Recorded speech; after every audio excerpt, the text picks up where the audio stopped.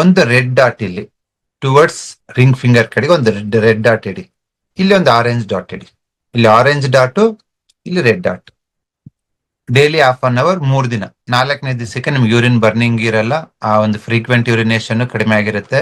ಆ ಈ bladder heaviness ಕಮ್ಮಿ ಆಗಿರುತ್ತೆ. ನೀವು ನಾಡಿ ನೋಡಿರೋದ್ರಿಂದ, ಡಯಾಗ್ನಿಸಿಸ್ ಮಾಡಿರೋದ್ರಿಂದ ಪ್ರೋಟೋಕಾಲ್ ಚೇಂಜ್ ಆಯ್ತು. 2 ತೋರು ಬೆರಳು, 3rd ಲೈನ್, ಜಸ್ಟ್ ಒಂದು ಲೈನ್ ಹಾಕಿ, green colour line. Few hours ಅಲ್ಲಿ ನಿಮ್ಗೆ ಯೂರಿನ್ ಬರ್ನಿಂಗ್ ಕಮ್ಮಿ ಆಗುತ್ತೆ.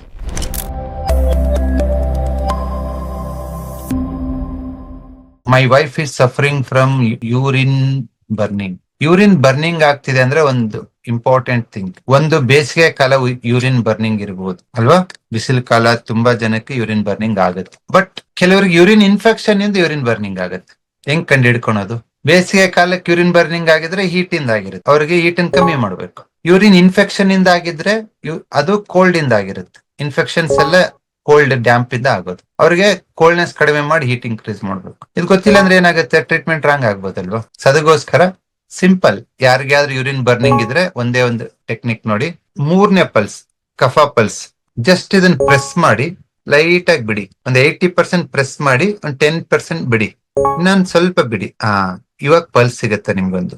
ಈ ಪಲ್ಸ್ ಯಾವ ತರ ಇರುತ್ತೆ ಅಂದ್ರೆ, ಏನಾಗಿ ಕಫ ಅಂದ್ರೆ ಅಂಶಗತಿ, ಅಂಶದ ಕೊರಳಿಗಿರುತ್ತೆ, ಅಂಶದ ಕತ್ತು ಆ ತರ ಇರುತ್ತೆ.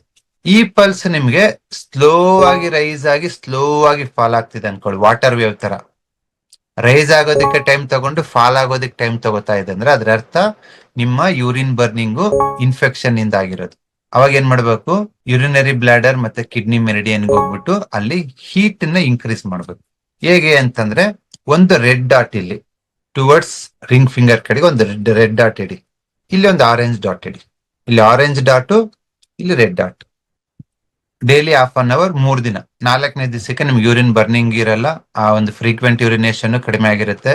ಆ ಈ ಬ್ಲಾಡರ್ ಹೆವಿನೆಸ್ ಕಮ್ಮಿ ಆಗಿರುತ್ತೆ. ಇಲ್ಲ ಈ ಸೆಕೆಂಡ್ ಪಲ್ಸ್ ಏನಾದ್ರು ಚೆನ್ನಾಗಿ ಬುಡದಿಂದ ಬಂದು ಹೊಡಿತಾ ಇದೆ, ಹಿಂಗ್ ಹೊಡಿತಾ ಇದೆ, ಹಿಂಗ್ ಹೊಡಿಯೋದಕ್ಕೆ ಟೈಮ್ ತಗೋತಾ ಇಲ್ಲ, ಫಾಸ್ಟ್ ಆಗಿ ಚೆನ್ನಾಗಿ ಬಿಡಿತಾ ಇದೆ ಅಂದ್ರೆ ಈ ಪಲ್ಸ್, ಅದರ ಅರ್ಥ ನಿಮ್ಗೆ ಉಷ್ಣದಿಂದ ಯೂರಿನ್ ಬರ್ನಿಂಗ್ ಆಗಿದೆ. ಅವಾಗ ವೆರಿ ಸಿಂಪಲ್, 2 ತೋರು ಬೆರಳು, 3rd ಲೈನ್, ಜಸ್ಟ್ ಒಂದು ಲೈನ್ ಹಾಕಿ, ಗ್ರೀನ್ ಕಲರ್ ಲೈನ್.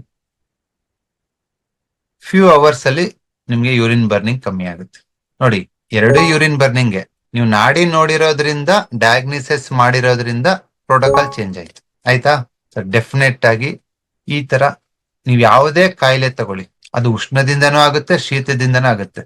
ಕೆಲವರಿಗೆ ನೆಗಡಿ ಉಷ್ಣದಿಂದ ನೆಗಡಿ ಆಗುತ್ತೆ, ಶೀತದಿಂದನೂ ನೆಗಡಿ ಆಗುತ್ತೆ.